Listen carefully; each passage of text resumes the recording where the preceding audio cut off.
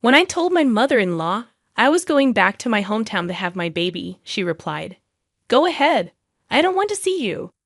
I felt relieved because I had been waiting for her to say that. I thought to myself, finally, I won't have to deal with her anymore. My name is Emily, and I'm almost 28 years old. My mom passed away when I was very young, so my grandmother took care of me while my dad ran his clothing business. My dad was strict, and I always did what he said. I never dated anyone because of his rules, but I had accepted that as my fate. After college, I briefly worked for my dad, but he said it was too hard to work together, so I had to quit. He didn't want me to work elsewhere either, but seeing my friends get jobs and start families made me want to work too. One night, I asked my dad if I could get a job. He simply said no without explaining why. I tried to reason with him, saying I needed to gain experience in society, but he shut me down. He insisted I stay at home. Frustrated, I threatened to leave home and find work elsewhere. My dad didn't like that and told me to stop talking back. Feeling upset, I stormed out and cried in my room for a long time. Eventually, I called my college friend Lisa and asked if I could stay at her place for a while.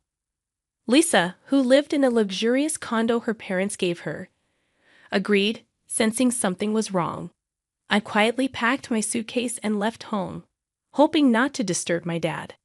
I wrote a note explaining that I was staying with a friend and left it on my desk. Then, I took a taxi to Lisa's apartment. When I arrived, she welcomed me with my favorite coffee. I thanked her and poured out everything about the argument with my dad and why I left home. Lisa sympathized, saying I deserved freedom.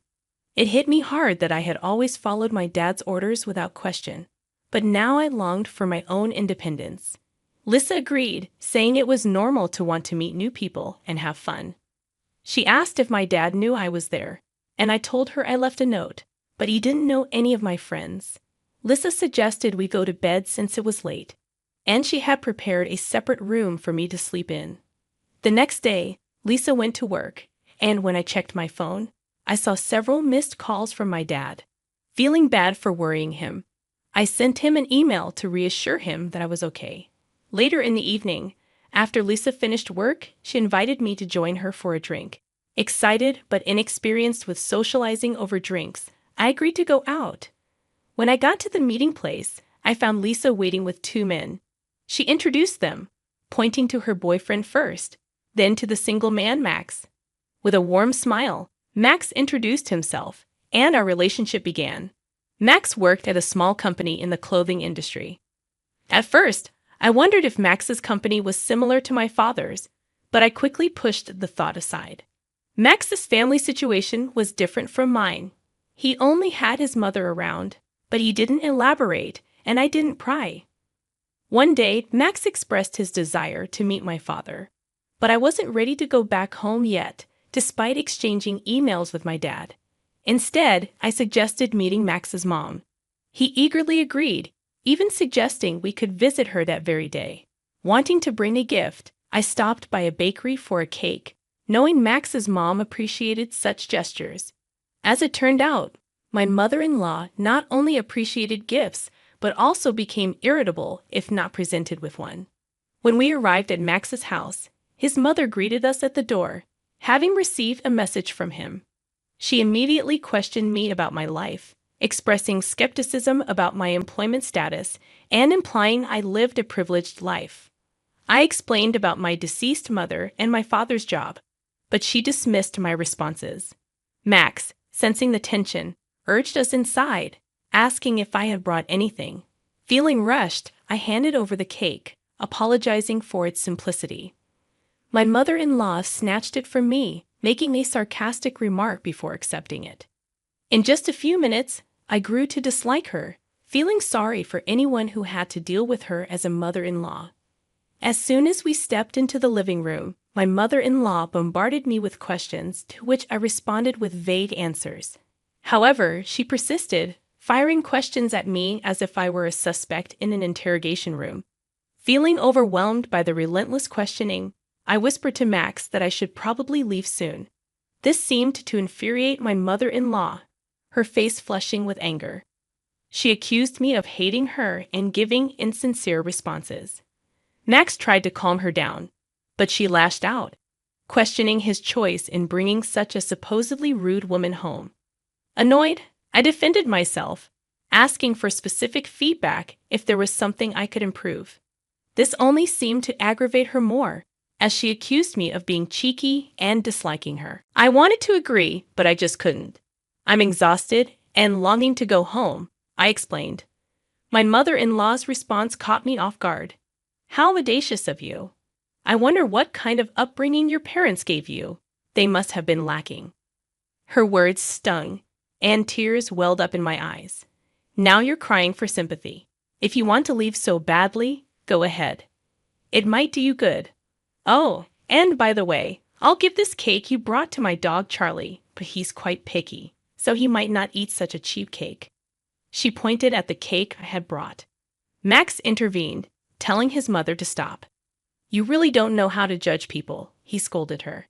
Max's remarks seemed to deflate his mother's argumentative energy. All I want is the best for you, Max, she countered, her tone softer. Max stood his ground, asserting his adulthood and his ability to handle his own affairs. His words brought tears to his mother's eyes, and she left the room, visibly upset. Feeling hurt by the harsh words of Max's mother, I decided to leave. However, Max caught up with me and apologized sincerely. Emily, I'm sorry for my mom's behavior. She might be feeling threatened, thinking she's losing me. I'll talk to her about it, okay? Please don't let this incident discourage you from visiting again. His words reassured me, but I couldn't shake off the hurt caused by his mother's comments about my parents. Max, what your mother said about my parents really hurt me. I don't think I want to see her again. As the sadness washed over me, tears welled up, and I found solace in Max's comforting embrace. After a while, he suggested we go somewhere, and we ended up at the beach, sitting on a sandy bench, watching the waves for hours. 2 months later, I discovered I was pregnant. When I shared the news with Max, he proposed marriage. Let's make it official. We don't need a grand ceremony, but we can live together in my house. I don't earn much, so renting an apartment isn't feasible. I'll talk to my mom about being more considerate towards you, Emily. Despite my reservations about living with his mother, I agreed, realizing it was our only option. Okay, I'll do my best to get along with your mother. And so, I found myself living with my mother-in-law after getting married. I returned home to inform my father about the decision.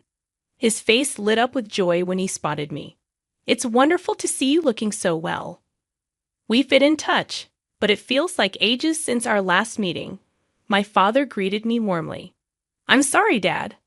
I have something important to discuss with you. I replied, sensing his anticipation shift to curiosity. I proceeded to share the news of meeting Max, my pregnancy, and our plan to marry. My father listened intently, his expression unreadable. When I finished, he offered a simple, "Well, congratulations. I can't wait to meet my grandchild," though his smile seemed strained. "Thank you, Dad. I'm sorry for causing you any pain," I apologized, tears streaming down my cheeks. To my surprise, my father's eyes glistened with tears too. Instead of anger, his tender response hurt me more deeply. Eventually, I moved into my mother-in-law's home. Lisa, who had been a pillar of support since I left home, expressed her excitement about meeting my baby and shared her own hopes for marriage. Despite the mixed emotions, we made plans to dine together. Originally scheduled for Sunday, my mother-in-law insisted on moving the date to Saturday, citing superstitions. The move went smoothly, with the movers diligently transferring my belongings while my mother-in-law observed silently. Despite repeated warnings from the movers about the danger, my mother-in-law refused to step back. Once the move was completed, she called me over and questioned if I had given the movers their due payment. Confused, I asked, "Huh?" Sensing my confusion, she assumed I was feigning ignorance and left to rectify what she thought was a mistake. When she returned, she handed an exorbitant sum to the movers' leaders, assuming I hadn't provided enough. Stunned by the amount, I questioned her decision. "You gave them that much?" I exclaimed. She brushed it off. claiming it was for the best and citing superstition about avoiding curses by being generous.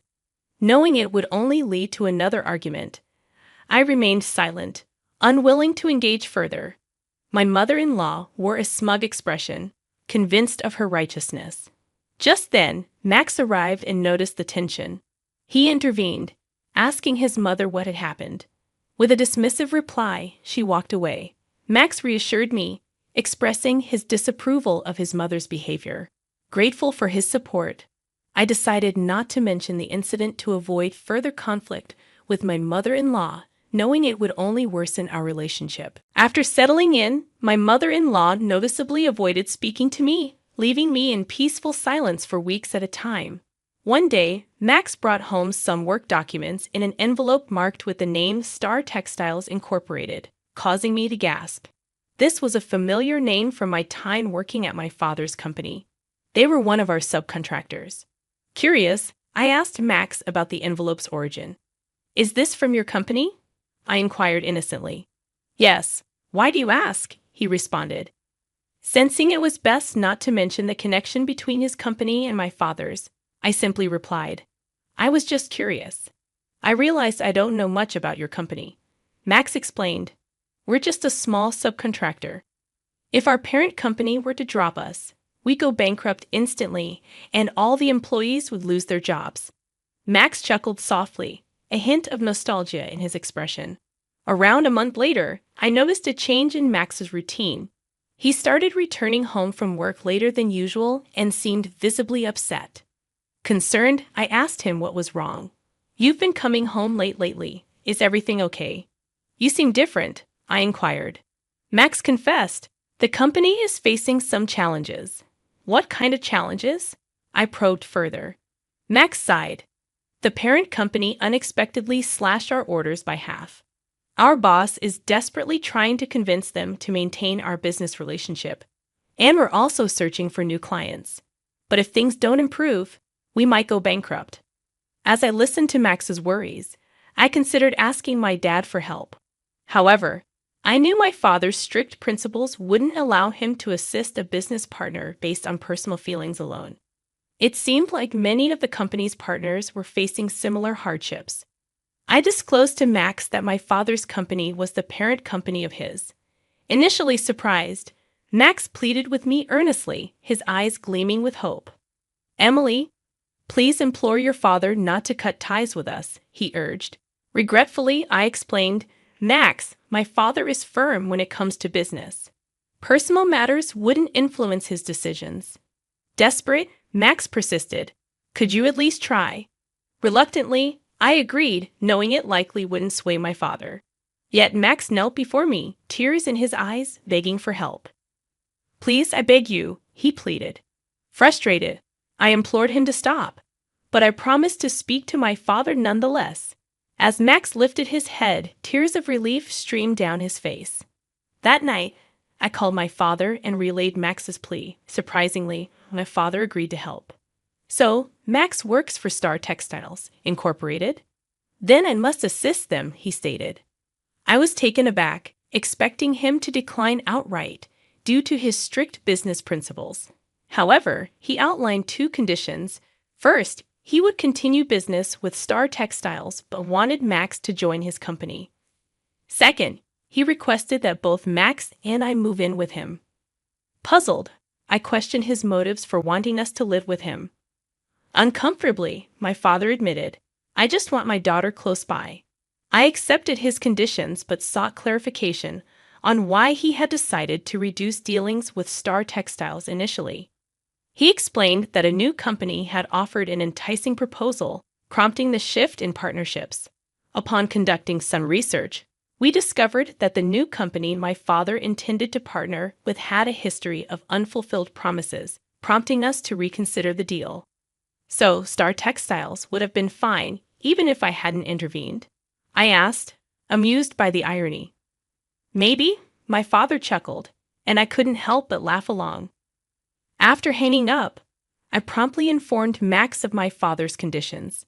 He sighed with relief at the news that Star Textiles was no longer at risk, but expressed hesitance about joining my father's company. It's difficult for me to leave Star Textiles, Emily. I've built strong bonds there, and am unsure about starting anew, he admitted. Respecting his decision, I relayed his sentiments to my father, who acknowledged Max's dedication and allowed him to remain at Star Textiles. However, he remained firm about us moving in with him. Delighted by my father's decision, I cautioned Max not to disclose my father's involvement to his mother, knowing she would disapprove. He agreed, understanding the importance of keeping it a secret. Weeks later, as the time for our child's birth approached, I made the decision to return home. Despite having only my father and grandmother there, it felt preferable to staying with my mother-in-law. Waiting for the opportune moment when my mother-in-law was occupied with her afternoon tea, I approached her to break the news. Mother-in-law, regarding my childbirth, I've chosen to go back home. It's just my dad and my active grandmother there, I explained calmly.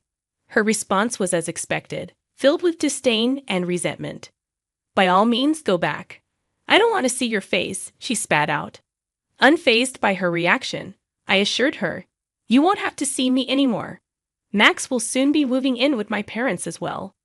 Her confusion was palpable as she questioned my decision. Max is too busy with work to move, I reassured my mother-in-law, trying to ease any tension. Just then, Max entered and excitedly informed his mother, Mom, everything is going to be fine with the company now. Emily helped me out. Confused, she asked, What are you talking about? Max explained, Emily's dad is the owner of the parent company of the company I work for. Shocked, my mother-in-law's demeanor changed as she turned her attention to me. Emily, I had no idea you were connected to Max's company in that way. I've been terribly rude to you, she admitted, bowing deeply. It's all right now, I replied, trying to diffuse the tension. However, she surprised us all by requesting to live with my parents as well. Both Max and I declined, preferring not to dwell on the past hurtful interactions. I don't want to live with you, mother-in-law. Being here would only remind me of everything that's happened, I explained gently. Her tears flowing, she pleaded desperately, but we stood firm in our decision.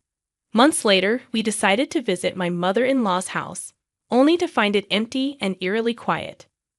Concerned, Max called out for his mother, receiving no response. As we searched the house, we found her emaciated and frail, lost in her own world.